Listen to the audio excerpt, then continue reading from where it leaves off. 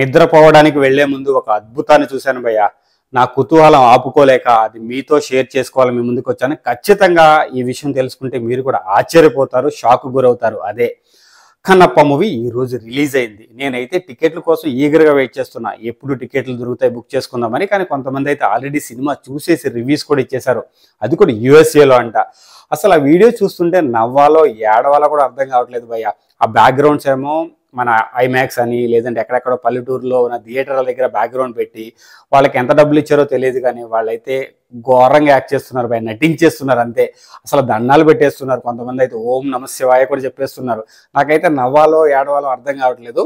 నేను థంబ్నెయిల్స్లో ఆ related videos అన్నీ పెట్టాను, ఒకసారి చూడండి. ఖచ్చితంగా మీరైతే నవ్వన్నా చచ్చిపోతారు, లేదంటే కోపం వచ్చి అలా మెసేజ్ బాక్స్లో బద్దలు కొడతారు.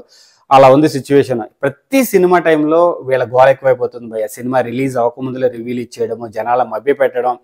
కన్నప్పకి ఆల్రెడీ నెగిటివ్ ట్రోల్స్ నడుస్తున్నాయి. సో ఇప్పుడైతే వీళ్ళు ఎలా చెప్తున్నారంటే అసలు కన్నప్ప మూవీ నెక్స్ట్ లెవెల్, 5,000 కోట్లు 6,000 కోట్లు, ప్రభాస్ థియేటర్లో చూస్తే చొక్కాలు చింపేసుకుంటారు. బాబా ఇవన్నీ ఎందుకు స్వామి? అసలు సినిమా రిలీజ్ అవ్వకముందు అసలు ఎక్కడ రిలీజ్ అవ్వదు, అసలు అవ్వలేదు స్వామి సినిమా. అసలు ఇంకా ఇండియాలో రిలీజ్ అవ్వలేదు, యూఎస్ఏలో కూడా రేపు నైటు రిలీజ్ అవుతుంది. ఇంకా 1 డే ముందులే. అసలు ఏం కామెడీ స్వామి వీళ్ళది, అసలు బాధ భరించలేకపోతున్నాం. వీళ్ళ గోల ఎప్పుడు తగ్గుతుందో తెలియదు, కానీ ఇలాంటి వాళ్ళ వల్ల సినిమా చచ్చిపోతుంది. సినిమా మీద రివ్యూస్ ఇవ్వాలన్న భయం వేస్తుంది. ఎందుకంటే జెన్యున్గా ఇచ్చే మా రివ్యూస్ని ఎవరో వినడం లేదు, మాకు వ్యూస్ రావడం లేదు. ఇలాంటి వాళ్ళకి చెత్త అంటే ఏమనాలో అర్థం కావట్లేదు. చెత్త కంటే ఇంకా హీనంగా ఏదైనా ఓటు ఉంటే అది ఓడాలి.